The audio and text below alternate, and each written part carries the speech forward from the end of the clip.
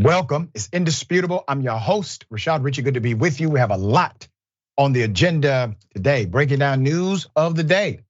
None other than Sharon Reed, host and Rebel HQ contributor, sports contributor extraordinaire. Always fascinating to have on the program. Well, top story of the day, Megyn Kelly grills Donald Trump about COVID, and somehow Trump ended up sounding more reasonable than Megyn Kelly. Fascinating. Here it is. For years, you've been saying that the reason you didn't fire Anthony Fauci was because he'd been there for a long time, that you would have taken heat, that it would have created a firestorm, quoting your words. Then for the first time in May. I also said I didn't listen to him too much. I'm getting there. But then in May, you started saying, well, he's a civil servant, so I couldn't technically. The truth is, though, not only did you not fire Fauci, who is loathed by many, millions of Republicans in particular, but also some Democrats. By the way. You made him a star. You made him a star. This is the criticism of you, that you made him the face of the White House coronavirus task force. You think so? That he was out at every presser, that he was running herd for the administration on COVID, and that you actually gave him a presidential commendation before he left office. Wouldn't you like a do-over on that? I don't know who gave him the commendation. I really don't know who gave him the commendation. Presidential commendation. One went out to Mark Somebody Miller, too. Probably handed him a commendation. But let me just tell you about Fauci. Fauci was very important in the Biden administration, much less important. If you know, he didn't want to stop China. He wanted to let everyone come in from China. I stopped it. I overrode it. I overrode many of the things he did. He was much less important to me. Now, with that all being said, he's been there for years. He was respected. He lost a lot of the respect because of COVID, but he was respected. And on COVID, if you know what I did, I let the governors run their states. And many of the governors opened up their states. Some of them didn't. Okay, now that seemed like a typical Republican and Trump disagreement. Typical, right? Except for the part where Trump doesn't know how a person got a presidential commendation, even though he was president at the time. Here's more. Wouldn't you like to go back and try to clip his wings? This guy was pushing mask mandates on us. He wanted the most extreme measure at every turn. Okay, look, I'm not one that blames a system that if you're civil service or if you have some other protection that you can't get fired, because I've done things that are a lot worse than that. You're big on the firing. So yeah, I fired a lot of people. I fired Comey. And that was one of the great firings. I fired Comey, and then I fired a lot of other people in the FBI, and they were great firings because the deep state, and they were at work, and they were not good people. But I was not a big fan of Fauci. If you look at Ron DeSanctimonious, this guy said the greatest things. I can give you articles that, well, Fauci's great, he's wonderful, we love him, we don't do anything without Fauci. This went on for months. But he didn't listen to Fauci. He did 100%. Look, he shut down Florida. I will give you. He shut down Florida for a month. Oh, he shut it down for a lot longer. Okay, all right. It's getting comical, but listen, I promise you, there's more. Here's the thing. So Donald Trump is the guy who did, in fact, validate not only Fauci and then try to play politics with it. He also doubled down on the requirement of vaccines. These are facts. Here's another one. Some didn't shut down at all. Operation Warp Speed, though. Yeah. That was on the vaccines. They were rushed through. They have helped, but also hurt a lot of people. And your White House actually supported mask mandates. So wouldn't you like a do-over on any of that? Look, when this came in, nobody knew what the hell it was. It sounded like an ancient, pandemic. You thought that was from 200 years ago or from 1917. We never thought you'd have a pandemic. Nobody had any idea. As far as the vaccine's concerned, you had the original COVID, and the vaccine had an impact on that. And there are some people, I will tell you, some friends of mine that are Democrat, I think they voted for me, but they're Democrat, very smart people, top people. They say, I don't understand one thing. Why don't you talk more about the vaccine? It was one of the greatest things you've ever done. Now think of that. They say to me, and I say, I'm not going to talk about it one way or the other. First of all, no mandates. I don't want mandates. I never had mandates. Florida sort of had a mandate because they were giving the vaccine. They were demanding everybody take the vaccine. It's another thing. But no mandates, no anything. I didn't demand anybody take it. But I have people on the other side. Not my side, although probably there's some on my side too. They said, you saved 100 million people because I got it done in 9 months as opposed to 5 years to 12 years. A lot of people. You're proud of it. No, I'm not proud of it. I'm saying what Democrats think. Democrats. I get it. I mean, and I'm not somebody who denies some of the good that the vaccines did. I lived through that too. But of course, a lot of people have been vaccine injured. And that's one of the questions. Those people are mad that they were rushed through and that they can't sue. Well, I never gave mandates, and people have to make up their own, make their own decision. As far as I'm concerned. Correction. They are equally as irrational. He's having trouble answering simple questions from a person who believes Jesus and Santa Claus are white men, according to her. Let's put it up full mass. Megyn Kelly did the impossible, tried to have an adult conversation with Donald Trump. Let me give you facts about the vaccine and vaccine reactions. While some Americans have seen an adverse reaction to the vaccine, which is normative to vaccines, the number of vaccine injured, as they utilize the terminology, is small, very small fraction of the millions that have died or been hospitalized because of COVID itself. Despite a campaign to undermine the vaccine that has grown in popularity on the right, the vaccine remains overwhelmingly safe and effective against COVID. And the chances of death or severe illness with COVID are significantly higher for the unvaccinated than the vaccinated. I want to say this on a personal note.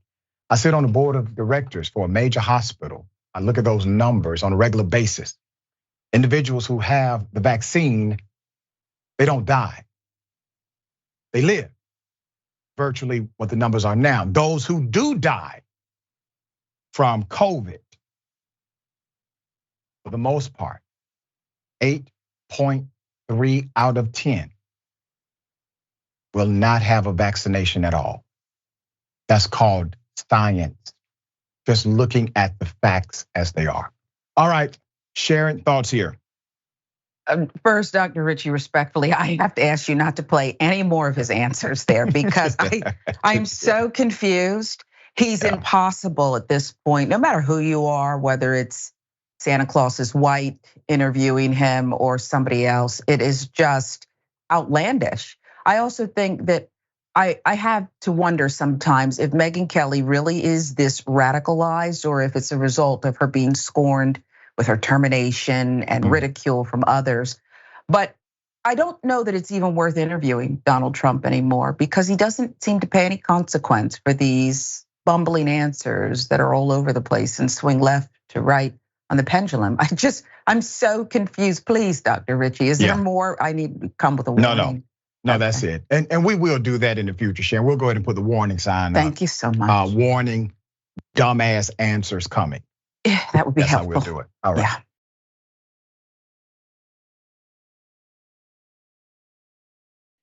Yeah. Okay. Very sad situation. Earthquake, Morocco. Almost 3,000 have died. Let's put up some of that B-roll. This has been one of those rare but extreme occurrences on this planet.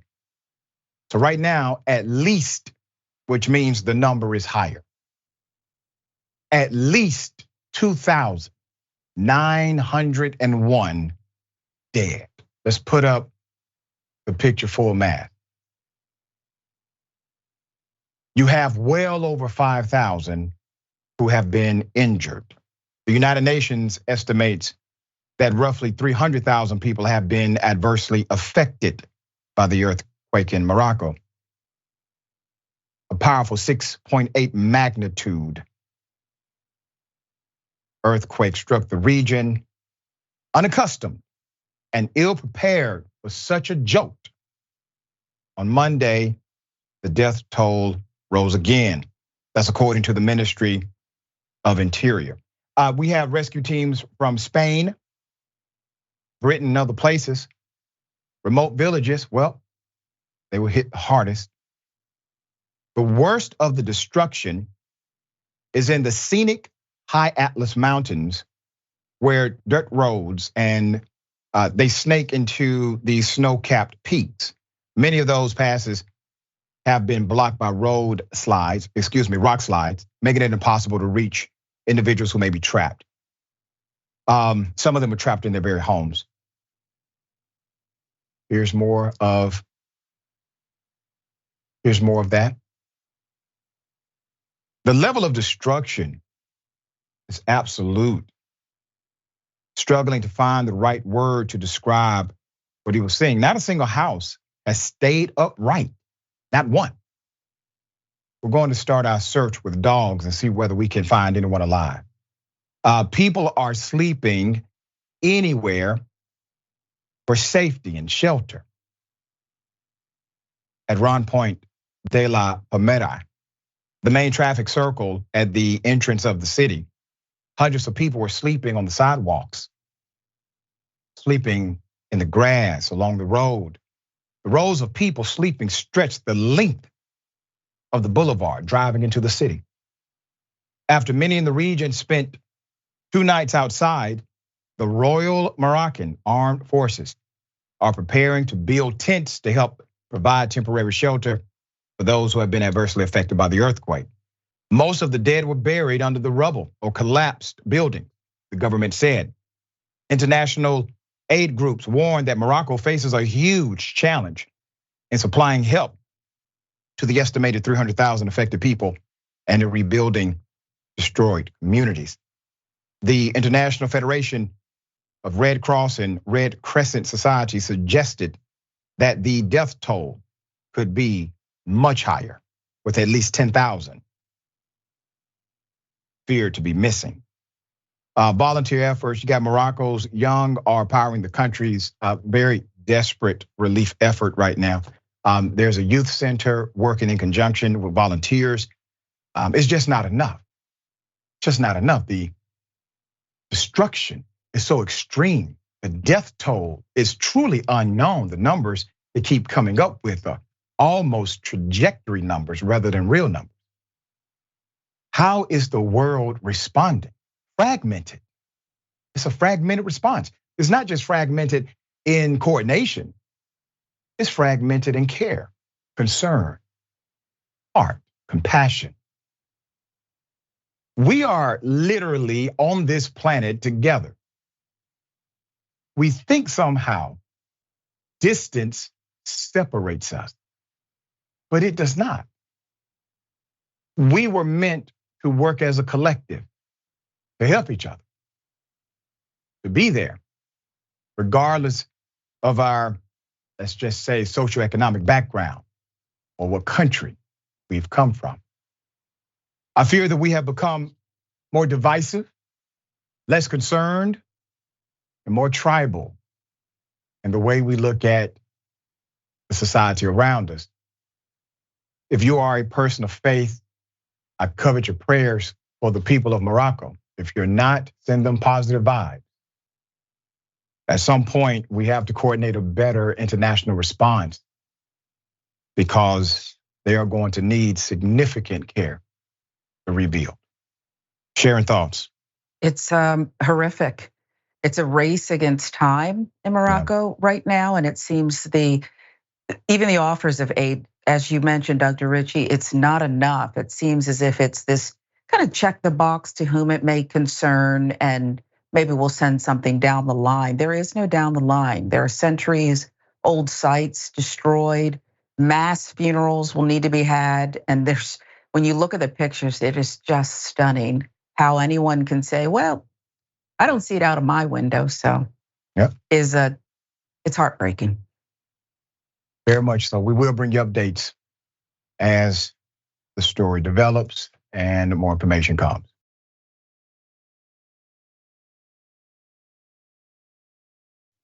All right, hell of a thing. An individual who is at the center of a major gun rights case shot at a woman. Let's put up the picture full mask. This is going to be a very, difficult story to understand. A man at the center of a major gun rights case allegedly shot at a woman in a parking lot. His name is Rahimi. Rahimi is challenging a long-standing federal law barring domestic abusers from possessing guns. But this previously undisclosed incident underlines advocates' fears that allowing abusers to retain firearms will lead to more violence against women and undermine public safety at large. So he actually pled guilty in 2021 to possessing guns in violation of the protective order for domestic violence against his ex-girlfriend, with whom he has a young child. After a search of his bedroom turned up a pistol with an extended magazine on the nightstand and a semi-automatic rifle under the bed. The 5th US Circuit Court of Appeals overturned the conviction, citing the Supreme Court's expansive reinterpretation of Second Amendment rights. The Supreme Court agreed in June to review his case. A ruling came from the High Court, promises to clarify what latitude state and federal lawmakers have to restrict the right to carry a firearm in the name of public safety. So the total number, let's put this picture back up. The total number of the alleged shootings, however, is actually 6 and started 1 month earlier, according to police records obtained by the Huff Post. On November 12th, 2020, a 25-year-old woman told police that she agreed to meet Rahimi in a parking lot after receiving a Snapchat message from him saying that he had something for her. When she arrived, she told police she saw him kneeling by the driver's side of a vehicle, wearing all black clothes, including a black ski mask covering his face. Rahimi had his hands around his waistband, she said, where he appeared to hold a pistol with a magazine larger than the gun itself. As the woman got back into her car and drove off, she heard 5 or 6 gunshots, some of which appeared to strike her car. Vehicle was shot multiple times with the driver inside, the police report reads. So while the federal case proceeds, he faces state charges for possession of fentanyl, reckless discharge of a firearm, charges for aggravated assault with a deadly weapon against 3 separate individuals. He is currently at Green Bay Jail in Fort Worth while his state cases move forward. Why are we even talking about this? Because the US Supreme Court has adopted a narrative so extreme as it relates to gun rights that this all of a sudden becomes not a no-brainer to them. This is a no-brainer for me. It's a no-brainer for you. Now, I wonder, does the Supreme Court have the same, let's say, I don't know, integrity as it relates to voting rights? Will they uphold the fact that if you commit a felony, you're on probation or parole, or you owe money to the state or the federal government? Will they say you should still have the right to vote while in prison, while serving your sentence? Hell no. They don't give a damn about your right to vote. They don't care about you paying taxes and still not having the right to vote. But for some reason, when it comes to guns, everything changes. Do you not find it ironic that states will pass laws called constitutional carry, meaning you don't need a prerequisite in order to carry the gun? But there's nothing called constitutional voting, where you don't need a prerequisite to exercise your right to vote. You still need an ID to do that, but you need no permit to do the other. All right, Sharon, thoughts here. I think that it's ironic or not, I don't know. Clarence Thomas authored this decision that is just it's idiotic, this interpretation. In order to be a good judge, you have to be able to listen, you have to be wise, impartial. But I think there's something else that really gets to the heart of what's going on, whether it be affirmative action, gun rights, the whole thing. It's empathy. This court lacks collective empathy. Not everybody, of course, but empathy. And that Clarence Thomas is the face of this one, it's just gross. It's gross. Women will suffer and have, and he could care less. You knocked that out the park. That's the underlying current to all of their decisions. They lack that dynamic connection. All right, we got more on the other side. It's indisputable, stick and stay.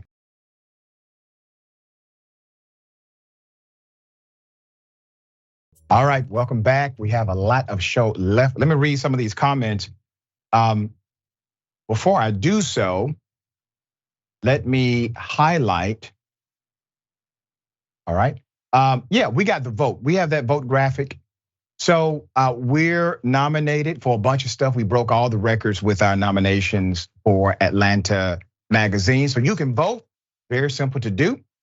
You can go to tyt.com/vote. We're in a bunch of categories. Listen, don't vote for me for meteorologist. I'm number one for meteorologist and something else that I absolutely don't do.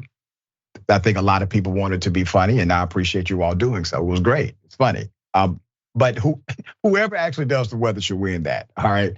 We're up for best radio DJ host, best talk radio, best TV anchor, and best local podcast. All right. Okay. Hell of a thing. Yeah. Brett Campbell, AKA Dragging My Ass, says, I've never seen Megyn Kelly before, but she's an idiot. You are an astute individual. I mean, it didn't take you 2 times, it took you 1 time to see and understand. That's a gift. Dude Rock says, Doc, thank you for you and for letting me hear and experience the truth. Is all of us. Iron sharpens iron. I appreciate you as well. Bernie the Kiwi Dragon member for 15 months. Thank you. Hi, Dr. Richey and Miss Reed. As if the Morocco earthquake wasn't bad enough, Libya has also had a severe flood that may have killed tens of thousands. I literally was reading that on the way and I needed to get more information, but thank you for putting that in the universe for us to pay attention to and to provide aid where we can. Also, I think Ferdinand Nero, I have a better idea than re-examining this Second Amendment. Throw this guy in jail. That's something before you. Ladies and gentlemen, I wish a Karen would. You want to call the police on them for having a barbecue on a Sunday. I feel free! Back off! I'm going to tell them there's an African-American man threatening my life.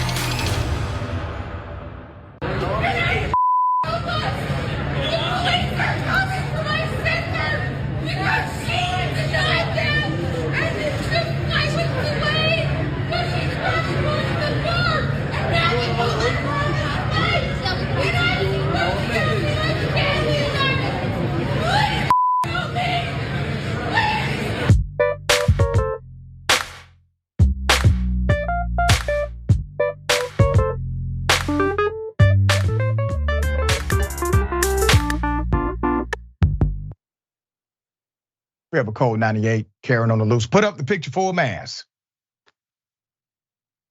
Let me explain what happened. 2 drunken sisters were removed, arrested at an airport on Saturday after throwing a tantrum when they were told they would not be allowed to board their flight to Ireland, okay?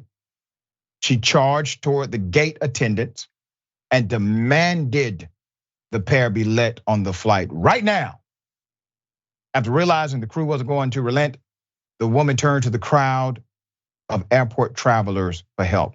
Her embarrassed sister tried to put her hand over the unhinged woman's mouth to stop her from screaming after a police officer came over to calm down the duo, all right? But neither of their efforts seemed to help.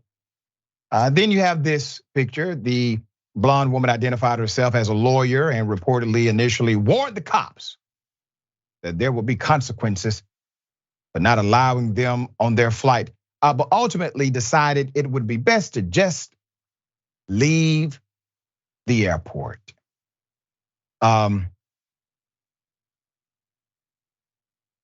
They're alive. They did not get harmed physically.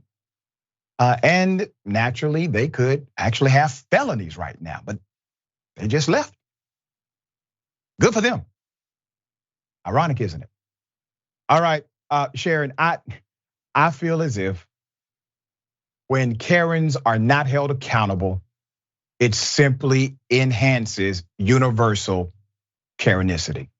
What are your thoughts about that? It's true. It continues to spread. It's out of control. It is this ongoing pandemic. I will say this, the brightest thing they did was, I think he said the blonde woman claimed to be an attorney. And we understand when an attorney who represents his or herself is, Right. has a fool for a client. Perhaps That's you right. call Rudy Giuliani to help next time. But I find it ironic. No stun guns, no taken to the ground. They just left. It probably went to the bar around the corner. Right, they went down the street.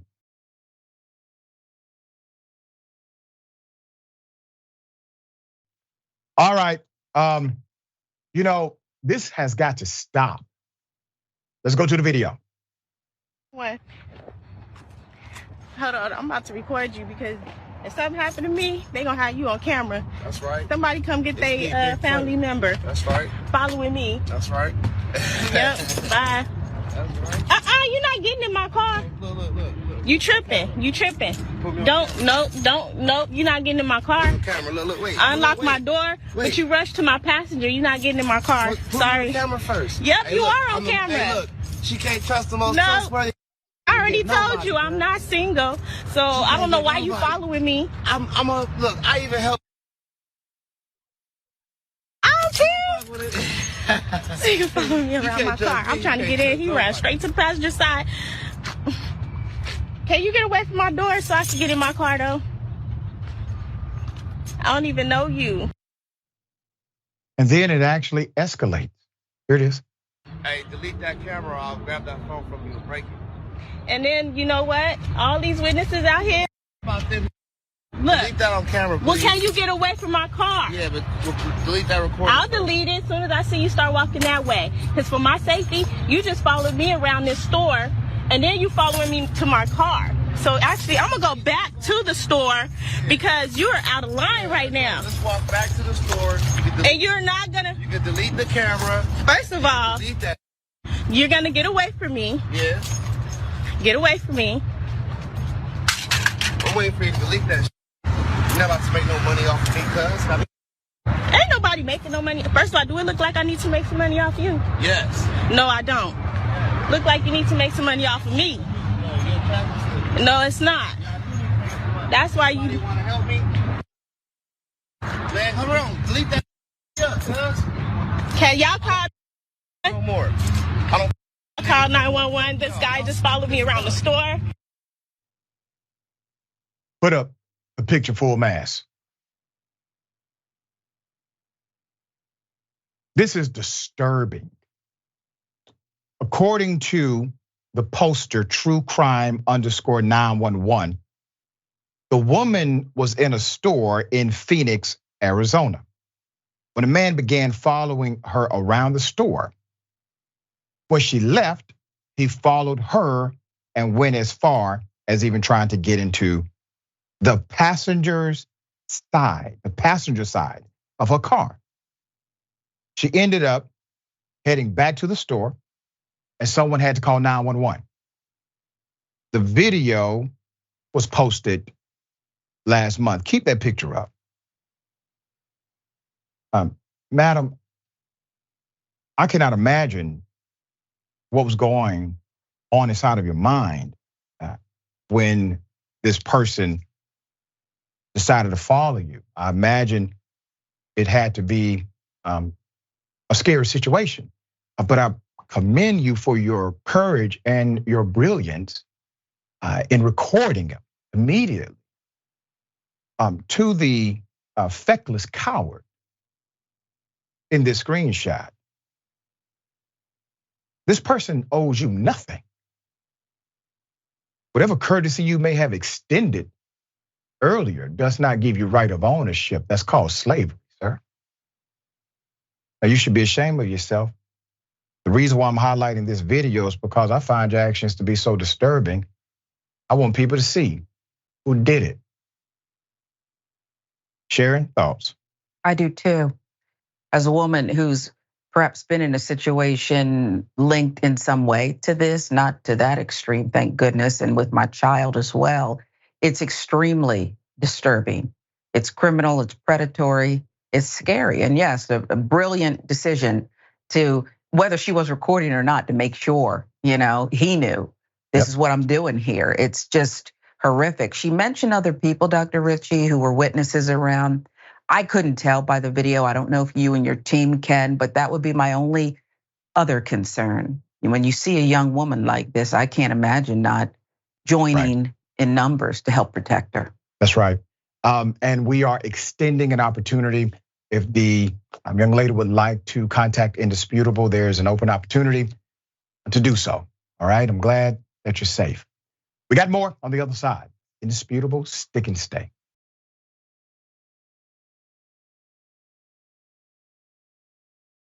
All right, welcome back. A lot of show left and a lot of comments. I'm gonna read as many as I can, okay?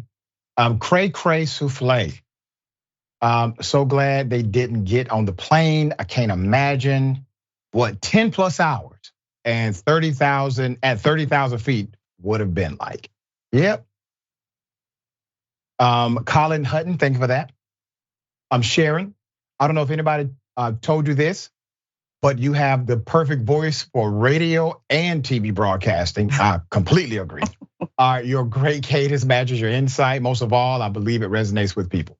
Very much so. Thank you very much. At least you didn't say voice, face for radio. I think it's right. Okay, thank you. Lady F&T, member for 2 months. Hey Doc, I'm loving this. Being retired, I can watch you live. Awesome sauce. That's dope. Thank you. Trudy Lawrence, member for 13 months. These pigeons not flying today. Hope they banned for life. Disbar. The Last Dragon, member for 1 month. Love Indisputable. Have been watching you from the start. Thank you for being an A1, right? Twitch, Bumble Buzz Dragon. She kept it cool and kept her voice steady in this terrifying situation. Really impressive. Strong person, right? Strong person. Okay, I have an update. Doctor hired for Autopsy posted it to IG Live. Let's put up the picture. Insane. So in an update, Jessica Ross and Trevion Isaiah Taylor Sr., the parents of a dead baby who was decapitated. If you remember our original reporting, the hospital did not report it to the authorities, and according to them, encouraged them not to do anything either. It was the funeral home who did so. This was during a botched delivery. They trusted another doctor to perform an autopsy on the child, but this doctor recorded the procedure and posted it to IG without getting or seeking their permission. As previously reported, the plaintiff said the mother went into labor in early July and went to Southern Regional Medical Center. She and the father claimed that Dr. Tracy St. Julian decapitated their son. Okay, let's put up the picture. Trevion Isaiah Taylor Jr. during a botched delivery. Plaintiffs accused the hospital and the doctor of trying to cover up the horrifying truth of what happened. The doctor allegedly kept the couple in the dark about the decapitation when talking to them a few hours after the delivery. Hospital workers allegedly lied to the couple, telling them that a free autopsy was not an option under the circumstances. The complaint alleges that this false information was given to avoid a forensic autopsy and to obstruct the gathering of evidence, according to the authorities. Furthermore, the complaint alleges that healthcare providers at the hospital pressured the young couple to cremate their baby in an attempt to destroy the evidence. It was only on July 13th, several days after delivery and a day after Ross left the hospital, that staff told them about the decapitation. The plaintiff's statement said the hospital has said that St. Julian did not work for them and that she was only using their facility. They assert that the baby's death occurred in utero prior to the delivery and decapitation, that they voluntarily reported the death to the Clayton County Medical Examiner's office and were cooperating with all investigations. So enter Dr. Jackson Gates. According to the new complaint, Ross signed a contract with him on July 12th to do the autopsy. The lawsuit filed on September 1, but recently reported, said that he hosted on July 14th video that showed in graphic and grisly detail a post-mortem examination of the decapitated, severed head of the child. Gates took it down, but then on July 21st, put up 2 more, according to the complaint. Again, these allegedly showed the autopsy in horrific detail. The plaintiffs were informed about the posting of these videos on social media, resulting in the plaintiffs experiencing feelings of shock, anger, humiliation, and outrage. A plaintiff statement said they had paid Gates $2,500 for the autopsy. And I want to remind you, they should not have had to pay at all. A forensic autopsy was allowable at no cost, except they were misinformed by staff, according to them. Ross and Taylor Sr. sent a cease and desist letter through their attorneys on August 10th, telling Gates to take down the videos. The IG account named in the lawsuit is set to private as of Wednesday. Gates did not respond to Law and Crime. This is a young couple. One doctor, according to them, completely violates all sentiment of care. Then they seek another doctor to help bring them justice. And this doctor, according to them, violates them yet again. People have to be held accountable. You get all of that education. You go through all of those certifications. You know better than us. You're the MD. You know the rules and ways we never could understand them. And then you violate trust in such a way that's baffling to the authorities. And now this has happened to the same couple twice. 2 different scenarios, but done by people who hold extreme public trust. You know why the hospital said the original doctor did not work there? Well, liability. Liability. They contract with medical doctors all the time. That's how it works. We're gonna bring you updates as they come. My heart goes out to this young couple who did everything right according to the report that we have. Everything right. They showed up to prenatal and all of it to have something like this happen. Sharon, thoughts? They should be snuggling with their baby right now. Yeah. And every time you say people should be held accountable, Dr. Richey, that's what I think we have to focus on, the people. What is the hospital? Just made up of people. So many people had to conspire to do this filth that you or I would have been the one person to whisper in their ear and say they're lying to you. No one did that because too many people don't care about Black people. And that includes people of color indoctrinated to act this way. I hope, though it'll never bring their child back and never take away the pain, that they too can reach an 8-figure settlement like Melissa Rivers did. Remember that? When they took pictures of her mother, who then passed away during her surgery. Remember that? She's worth it. This couple's worth it. Right. Very well said.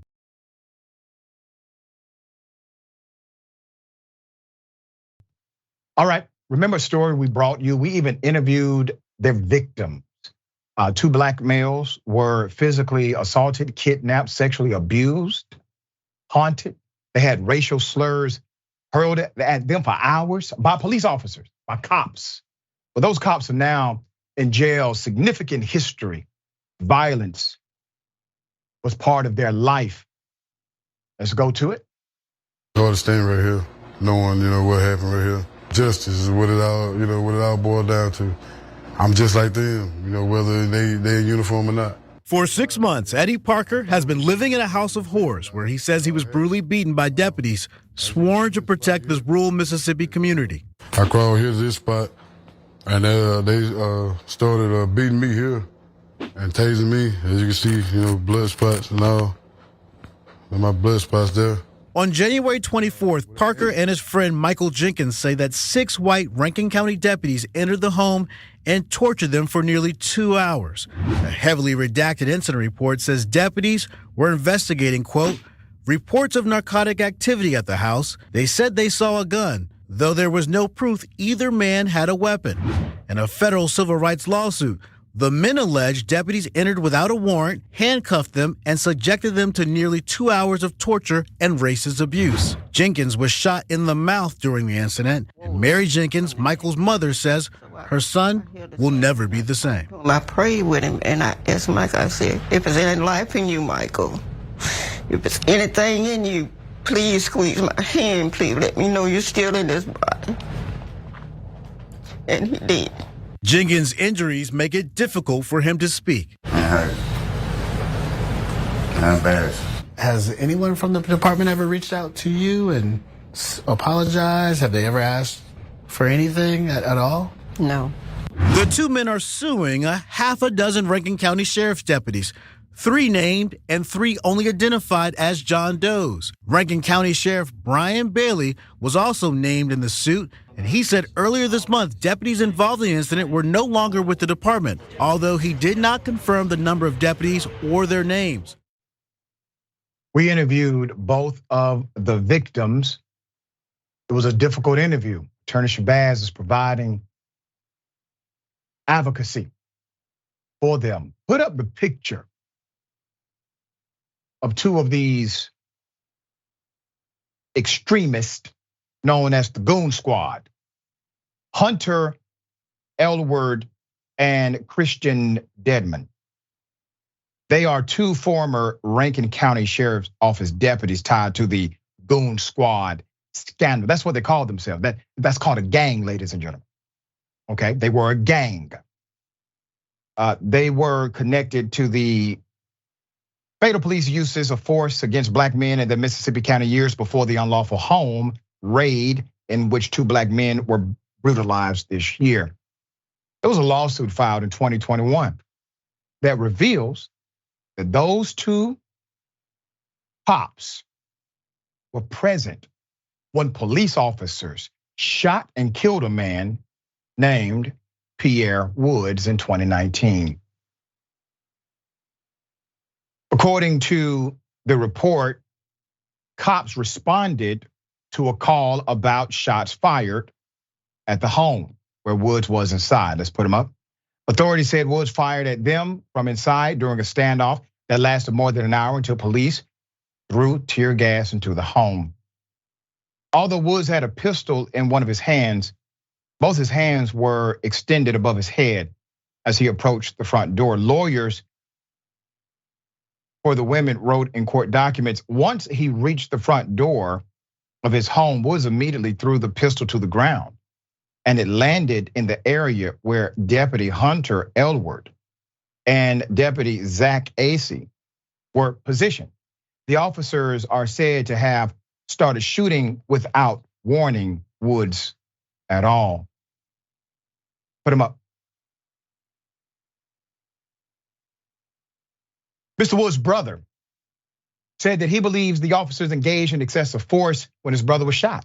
Quote, they fired enough shots to kill an elephant, Woods said to WAPT around the time of the fatal shooting. You'll go to jail for shooting a dog as many times as they shot my brother. In 2021, Elwood was involved in a contentious incident where Damian Cameron was punched and shot 3 times with a taser by the deputy. Let's put him up. The man was accused of vandalizing a neighbor's home. Reports state that Officer Elwood was joined by other officers who held Cameron down for 15 minutes despite his complaints, breathing difficulty. These are the ones we know about. The Mississippi State Medical Examiner's report on Cameron's death was inconclusive. And in October 2022, a Mississippi grand jury declined to press charges against Officer Elwood and other deputies due to insufficient evidence. However, the New York Times consulted 3 independent forensic pathologists to review Mr. Cameron's death, and they identified signs of asphyxiation in his neck, suggesting a different cause of death. Let me tell you why I believe these experts. One, when you say inconclusive on a medical examination report, you likely will never be held criminally liable for obstructing justice or manipulating evidence, because you're allowed to have that opinion without real consequence.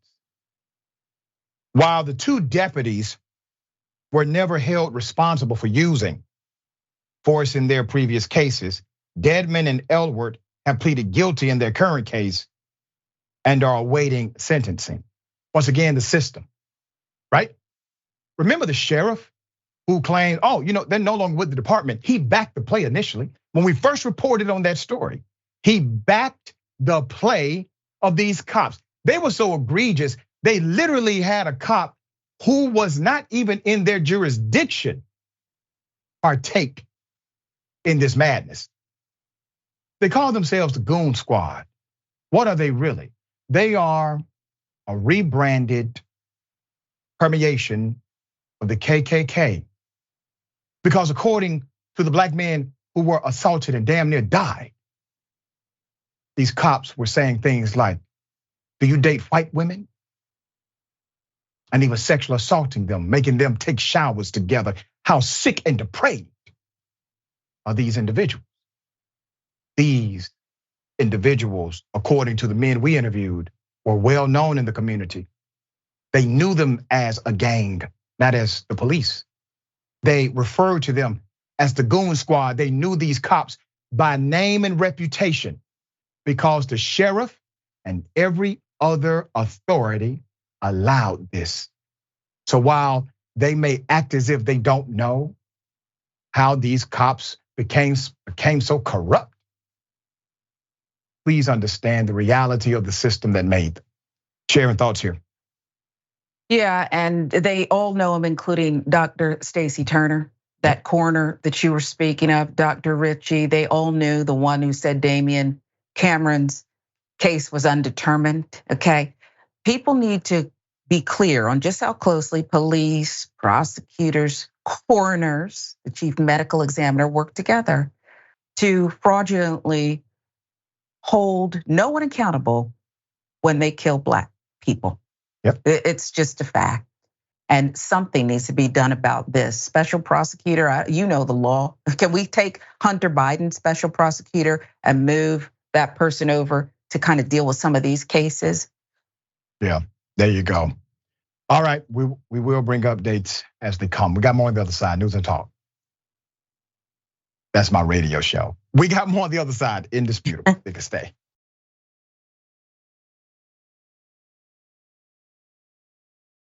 All right, a lot of show left. Let me read some of these amazing comments. Okay. Carlos Wright, this doctor needs a separate case of investigation due to his lack of ethics toward his oath. Agreed. Spicy Butter, my brother. If you find out who sent you those threats, let me know. My daughter lives in Atlanta, I'm in Chicago. I'll come down to visit, but I will come down and whoop some ass for you. I'm serious, I know you are. We good. Thank you. Mitchell Evans, indict them, take away their medical license, and the hospital should lose their certification. That's called accountability. Late_Bloomer66, thanks to Indisputable. The mainstream media is finally covering this story, talking about the Mississippi cops, and that is correct. That is correct. We were the first on it.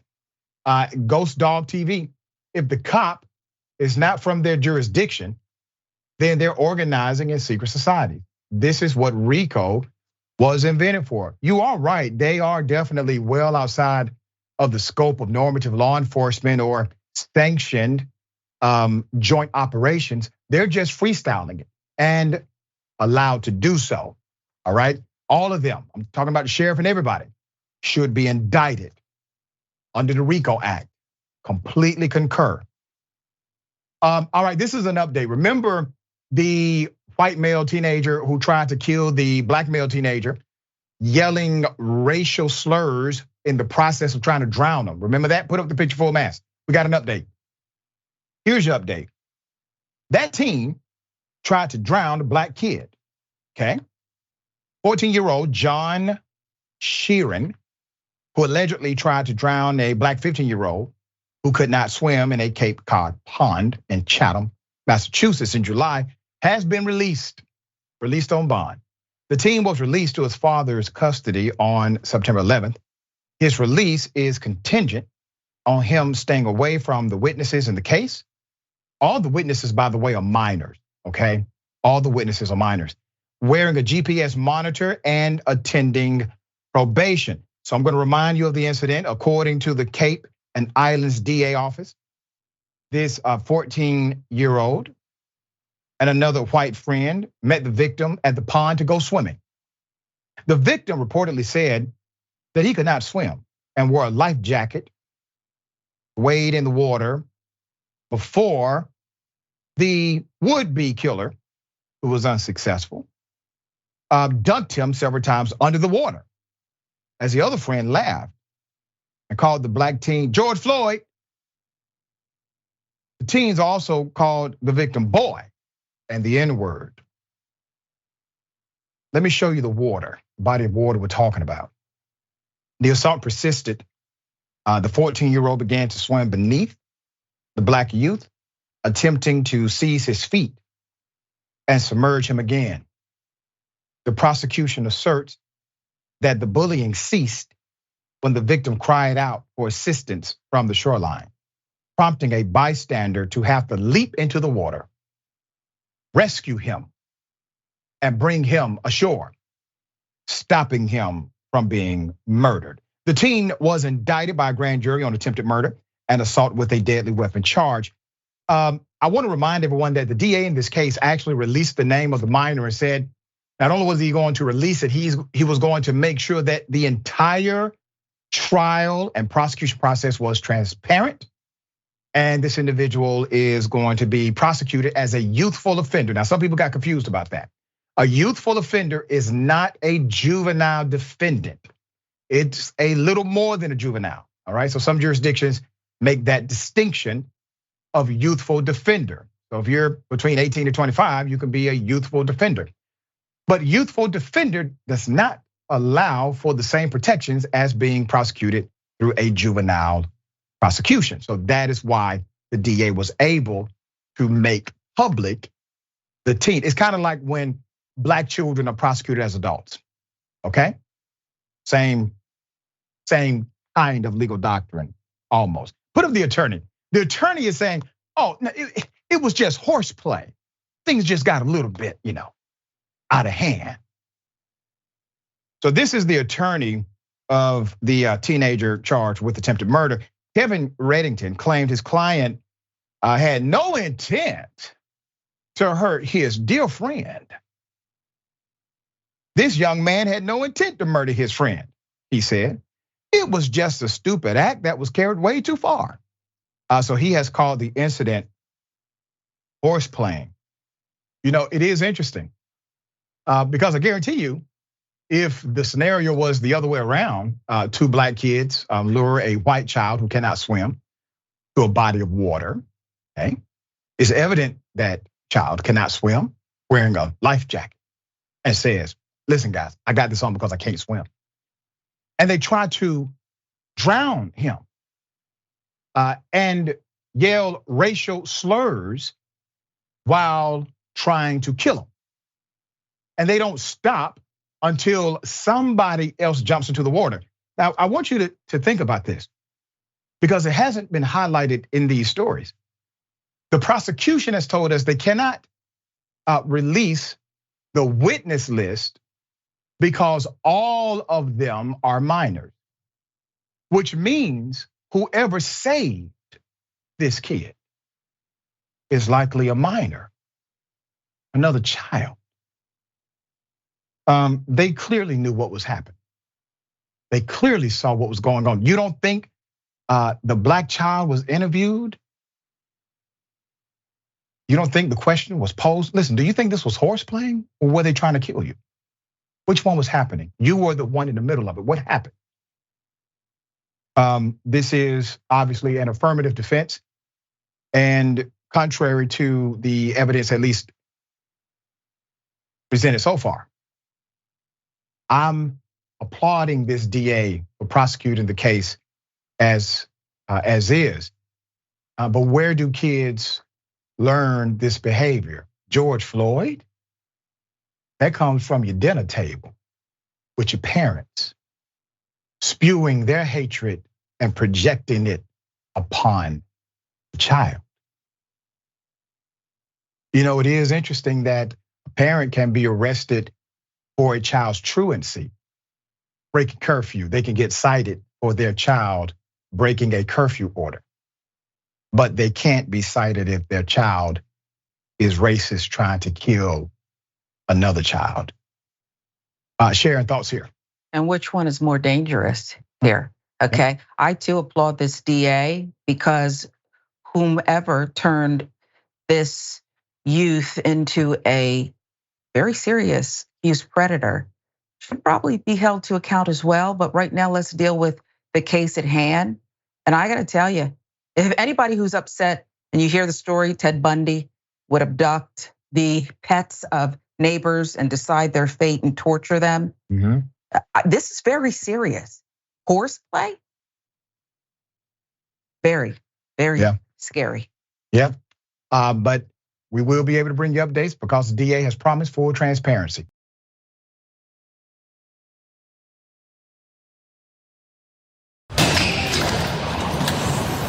One more. Some more. Do some more. How much more? Is that it? One more?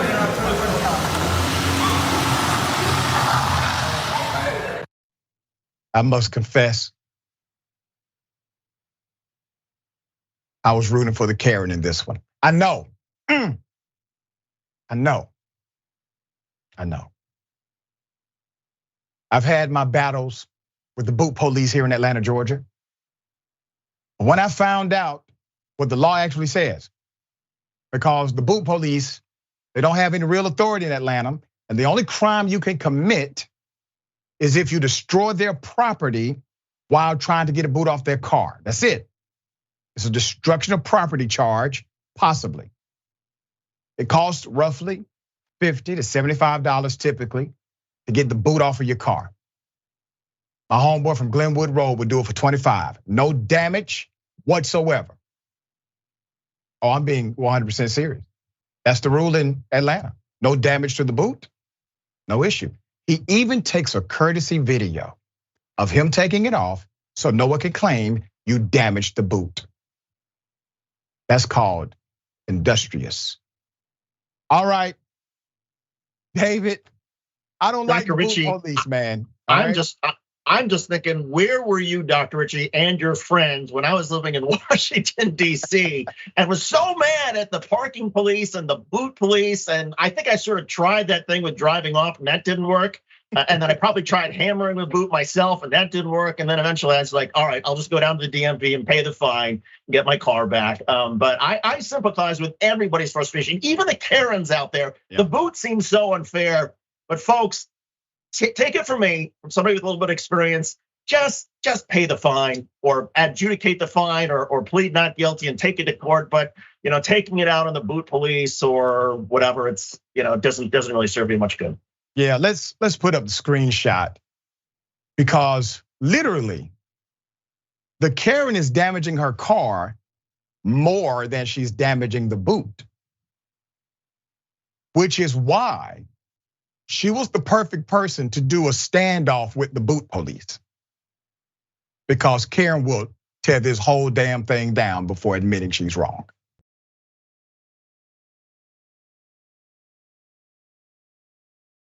Welcome back to Indisputable. I'm Sharon Reed. I'm taking over from Dr. Richey from here. Storms rolling through Atlanta. So you know the drill, sometimes things happen. But this next story, it raises a question. How daft does one have to be to still be donning blackface? It's 2023 after all.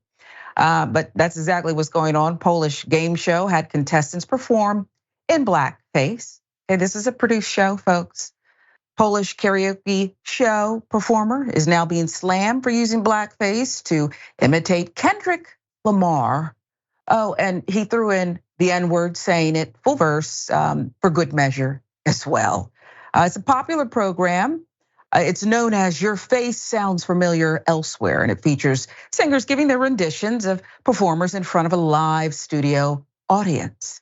Polish pop singer Kuba Smajowski, something like that, rapped Lamar's popular record Humble, and apparently did so well, he won the entire competition. As if appearing in blackface, though, before millions of viewers was not bad enough, this 21-year-old also neglected, as we said, to censor himself when the N-word came up in the song's lyrics. Just blurted him out. Yes, he figured he looked the part, he had a right to say it. Wrong, wrong. The season also saw blackface utilized by contestants, two of whom transformed into Kanye West. And no, they didn't. Beyonce? Oh, wow. Each of those instances sparked a similar outrage. Producers were surprised by the negativity. Again, I ask, how daft does one have to be? They're lucky the Beehive hasn't caught, maybe they will after this. And they'll be buzzing over Poland. Third episode, which is yet to air, will feature contestants performing as Sean Paul, Michael Jackson. Your winner, Smachowski, will not be getting back on stage in blackface. But this is the season, apparently, where this is okay. Should viewers have to tell you that this is not okay, folks? Is this really happening? So what it means is this filter, okay, it went through all of these producers. It went through the director.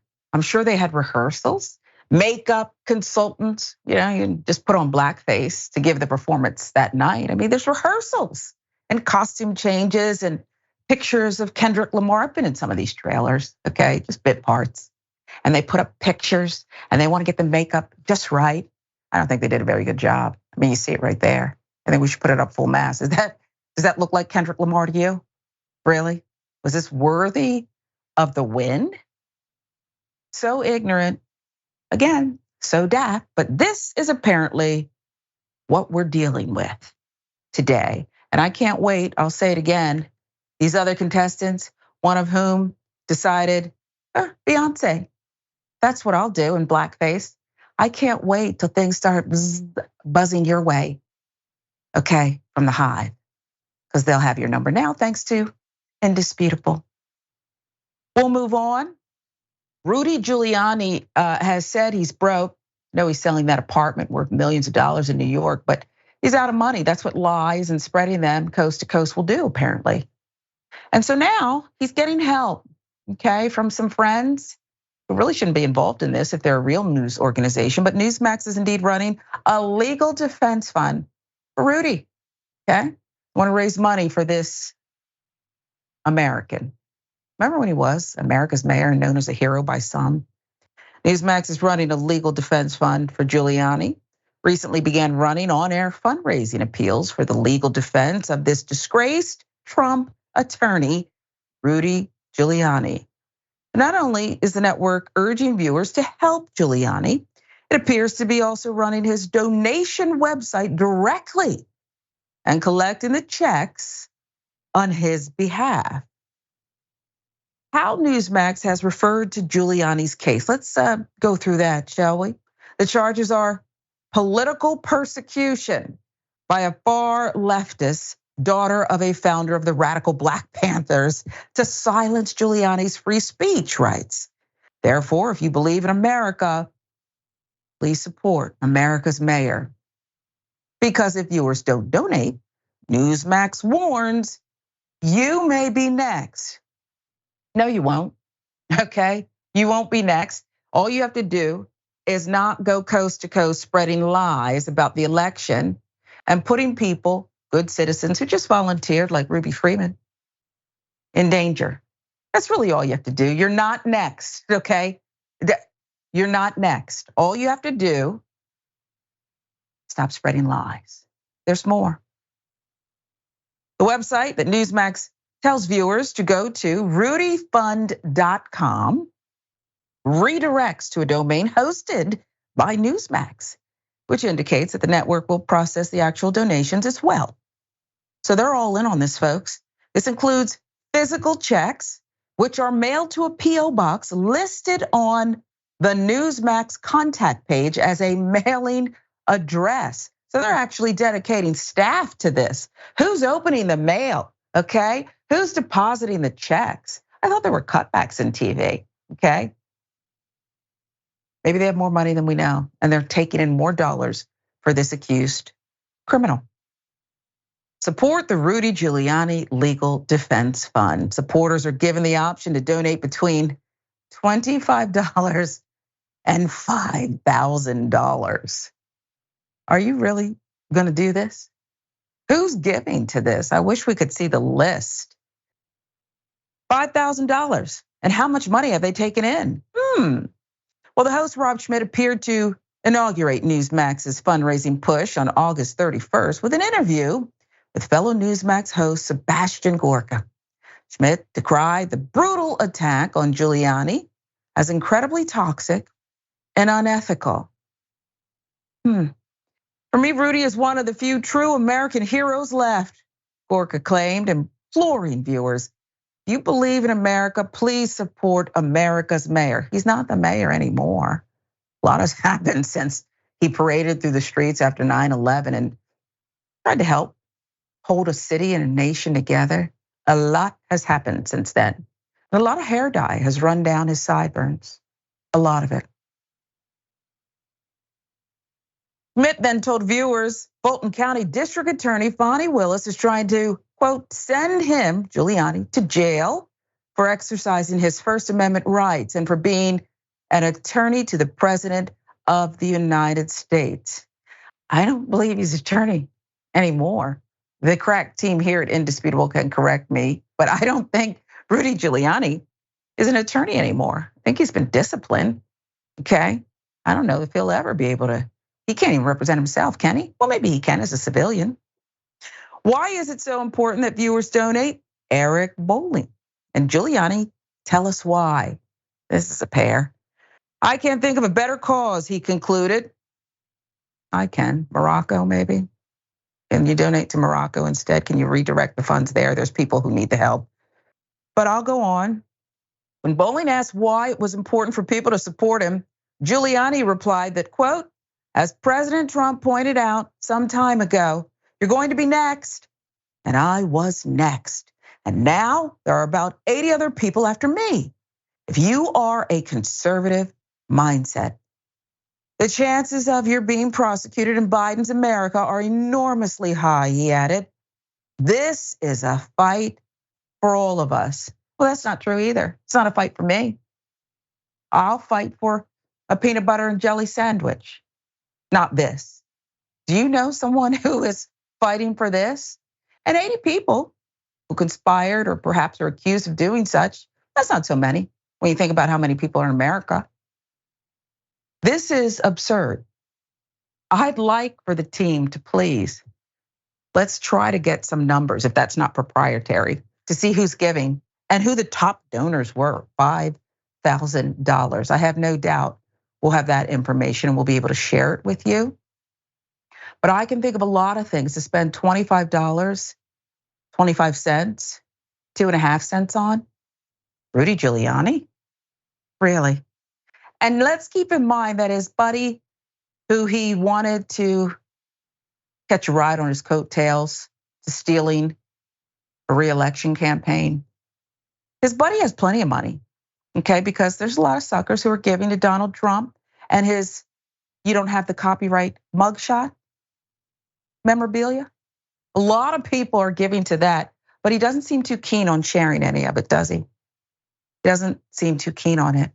I don't know what the ratings are on Newsmax or how many loyal followers they have. Megyn Kelly may need to pitch in as well. And also on her show, perhaps she can redirect people to fund Rudy's defense. And how many does he have, by the way? It's not just Fonnie Willis in Georgia. He's facing other issues. And perhaps, well, where does his divorce stand, the latest one? Okay, and the checks he has to write to the first, or was she the second wife? No matter, those who will give will give. Daft is your word of the day. Does it fit? I think so. I think so. Maybe we'll give you a couple comments because I do want to see where you all stand as we wrap up the show today. We've had a lot of aggressive reporting, a lot of painful reporting too. But I'd like to hear where you all stand, particularly on Rudy and maybe some others. Oh boy. Let's see what you're saying about this stuff.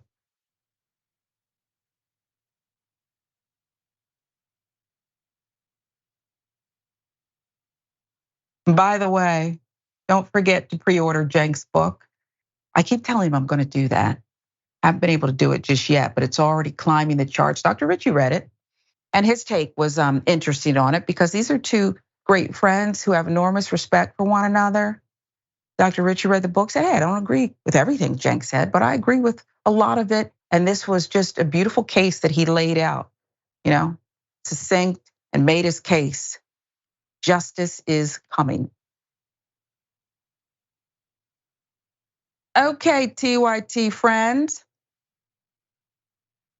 W. Rich, I want to tell you, the YouTube members, thank you so much and welcome to Indisputable. This one from Twitch, Jackal Dragon 1991. Yet the parents didn't get arrested for mentally abusing their children with racism. Now, this refers to the story of the young person who's accused of trying to drown his black friend, calling him George Floyd. I mean, this was really something now reported. And Dr. Richey made the case that if your child is late, truant, excessively, parents can be held responsible. But in this case, when a child who will be tried not exactly as an adult, but moving in that direction, does something like this, is accused of it, parents can't be held responsible. Where do you get it from? Where does a child understand George Floyd and get this kind of racist behavior? Again, accused, parents can't be held responsible. Racist groomers are why we're like this, Ghost Dog TV says. I think you're right, and that's a good word for it, groomers. That's exactly what people are, who indoctrinate their children with this kind of filth. And remember, my daughter's not listening at the table, okay? You have to be repeating this over and over again for kids to get the message. On behalf of Dr. Richey, I'm Sharon Reed, just filling in the fourth quarter, if you will. Tune in tomorrow on Indisputable. We thank you. Indisputable is still the fastest growing news show in America. We tell the truth on Indisputable because the truth is indisputable. Listen, no matter what you do, don't allow the politics of ideology to evaporate the soul that still exists inside of you. They don't stop, I don't stop. Racism won't stop, I won't stop. Systemic bias won't stop, I won't stop. People still need criminal justice systems reformed, so I won't stop. You won't stop either.